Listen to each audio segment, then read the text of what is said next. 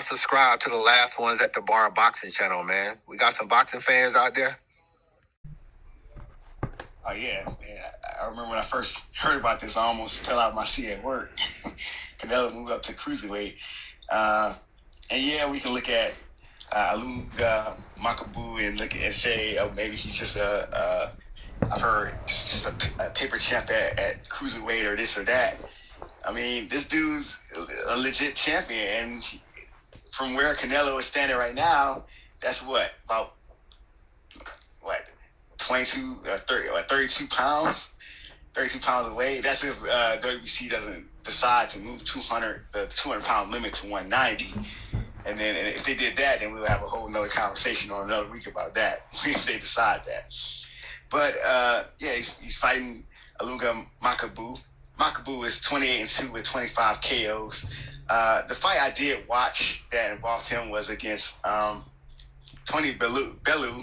And that was an interesting scrap. Bellew pretty much did, he came out aggressive and really took it to Makabu. But Makabu showed that he does have the power when he had that southpaw stance. He hit Bellew with a straight left that, flipped Bellew pretty much. So in this fight, how they match up is going to really be, speed against size and power. And I think Canelo's speed and skill it possibly could be too much for Makabu, but I'm not sure if he's going to stop Makabu. Looking at the two fighters, I think the size difference, this is where that size difference is going to be too much. And once Makabu, starts landing on Alvarez, whether it's his arms or gloves, because when you look at Makabu, he's not one of those, tall, skinny cruiserweight. He's a stocky, muscular dude. Kind of similar to Canelo, just a bigger version, but he doesn't have the skill nor the speed.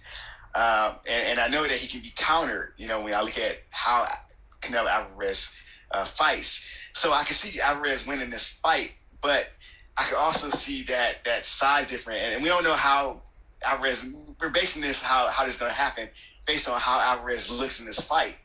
But if you gain that much weight, to compete against someone who's, walks around 200 pounds plus, that's going to be an interesting fight, and that's going to be interesting once those punches start to land, because Makabu, yeah, he might make 200, but he might be walking around. Once he enters that ring, he could be 220 or 225.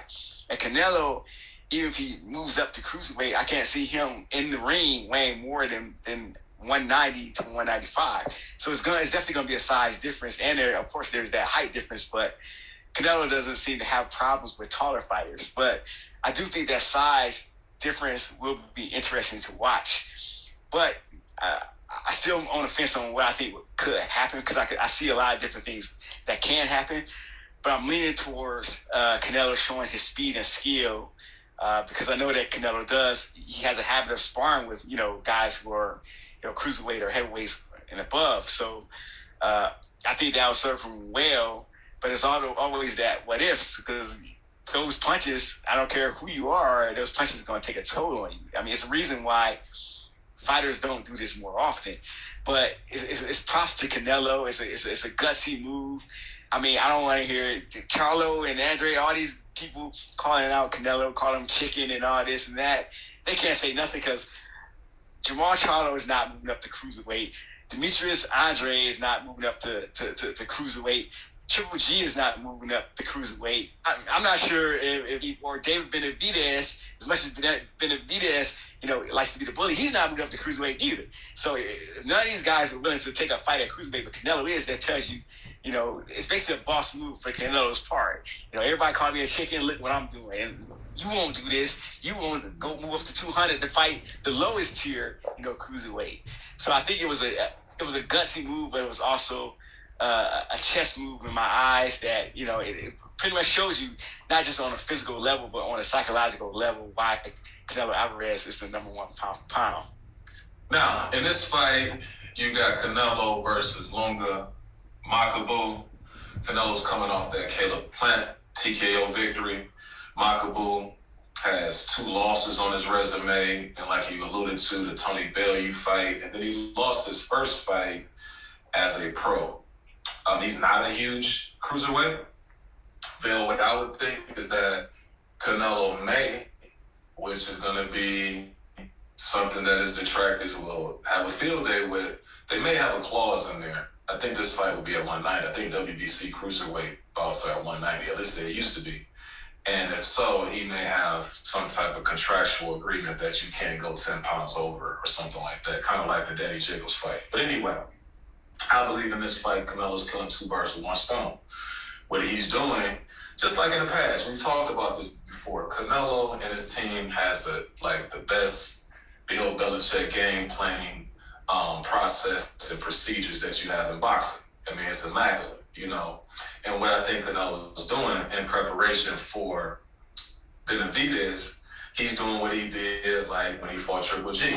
As I stated before, when he fought Triple G, he took a little fight in between against Chavez Jr. And everybody's like, oh, he's ducking Triple G. Why is he fighting this, Chavez Jr.? He's doing the same thing here, you know. When he was fighting Billy Joe Saunders, not Billy Joe Saunders, Caleb Plant, he went ahead and, he caught Callum Smith a little bit, short notice. Took care of that. Then he lined up Billy Joe Saunders, had the Yildirim fight, and then he kind of used the Billy Joe Saunders fight to prep for Caleb Plant. And I think he's doing the same thing here. What he's going to do, he's going to go up the cruiserweight, fight the bigger, power punching man. He's going to collect his 5th championship, or at least that's what he's setting out to do, in 5 different divisions. He'll be the first Mexican fighter to ever do such a thing, And like I said, the biggest thing is once he accomplishes that, if he's able to accomplish that, he'll already kind of know what it is that he needs to do against these, much bigger, power punchers, because Benavidez, when he was coming up, he was around over 200 pounds. He had to shrink himself down. If you hear about all of the workouts and all of the training sessions that he had against guys, he was fighting like heavyweights and cruiserweights and stuff like that early at a young age. So that's where a lot of his strength and power comes from, because he had to shrink down from such a big size. So I think that that's what Canelo is doing here. As I always say, man, and one thing you got to appreciate about Canelo is his consistency. This past year, wiping out 3 guys in less than a year. That's remarkable for somebody at his level to do. And then to collect all of those belts at 168 pounds, I think a lot of us didn't think that he would do that. But as far as the skill set, methodical tactician, breaks opponents down, excellent combination puncher, defensively aware, and like I said, similar to Bud Crawford, he lands awkward but hard punches that his opponents often do not see. As far as Makabu, another wrinkle here is going to be the fact that he's a lefty. So Canelo is going to have to, be cognizant of fighting somebody in that southpaw stance. Very big puncher. Has some skill. It's tough. And although he's been KO'd, you mentioned the Bellew fight, he's not chinny. I've seen him fight other guys, and he's taking some punches, like certain punches that you just, those some big dudes. And so he might get nailed by something like he did against Bellew, but that's far and few in between. Like, that doesn't happen that often. I've seen him fight some other guys, and he was able to take their punches pretty well. So he's not chinny. He's definitely not chinny. So this is going to be very interesting. Now, as far as the outcome is concerned, Canelo was obviously more skilled than Makabu, but Canelo's pretty much more skilled than anybody he's going to fight. But the issue here is he biting off more than he can chew as far as size? Because there is a thing called just somebody just being too big for you, and this could be the case. Will the bigger guy be able to absorb his power, and can he take a punch by a cruiserweight? So those are some of the things we gotta, keep in mind as this fight plays out. But for me, I think it's about a 55-45, maybe even a 60-40 in favor of Canelo, because I just think Canelo is one of those guys, if he and his team says that they're going to fight somebody, they've done their homework and they're truly prepared. They know what that person brings to the table, and they have a game plan to take advantage and exploit what his opponent is not good at. And so I think that that's going to be the case here. And so I got Canelo, probably a decision victory, and maybe a late round stoppage. For what it's worth, you alluded towards it, Will, but yeah, as the WBC is introducing that bridgeweight division, they are reducing the cruiserweight limit to 190. So this is how it was when the division was first introduced, before it was increased in 2004, I believe.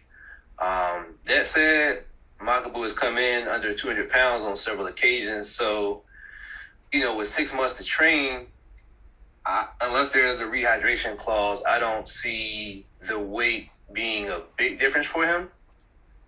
Now, my short prediction is if Canelo can both assert his power and withstand Makabu's, he's going to win. There isn't a big height difference. Canelo's fought several taller fighters than him since moving up to 160 to 175. But this will be the biggest size advantage that the opponent has had. And he's no slouch. I mean, he's even though it's WBC and, they're the ones that's reducing the weight limit, it's an official belt. It's not an interim belt or not like a silver belt. It's the WBC. He's ranked 3rd in the division by the Ring. He's ranked 4th by ESPN. And, he's not a slouch. And, for those who are saying he's cherry picking, there's little validity to that for that reason, but can you name anybody else at 160, 168, or 175 that could do what he's doing?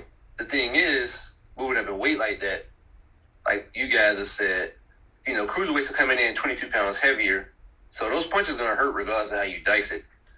But, I just don't think Makabu's going to win a decision. He will have to knock him out, which I don't think he will. I do think that Canelo, unless, this power is, unforeseen, he has a skill to, not get caught flush and to at least make it to a decision.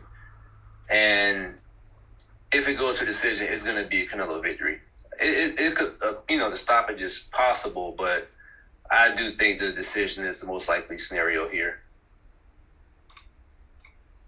Did you have anything else? Yeah, I just want to address a few of Canelo haters real quick. This right here, Canelo just won the 168-pound championship. He has all of the belts. He's undisputed. So, and with this resume of having Cotto, Triple G, Trout, Lara, Jacobs, Callum Smith, BJ Simons, Caleb Plant, Sergey Kovalev on his resume, even if this was a cherry pick, he deserves it, at this particular point. You can't fight, everybody. And like you said, who has Benavidez beat like that? Who has Bibble beat? Who has Beterbiev beat? Who has Charlo beat? Whoever you want to mention. And the other thing that I want to mention is this, man. Let's cut the malarkey, man. I'm getting sick of this. People tend to, have revisionist history. Oh, he's going up to fight a weak champ at cruiserweight. And he's ducking Benavidez. Man, okay, well, ours just already broke down Benavidez. Tell me who Benavidez fought and beat first.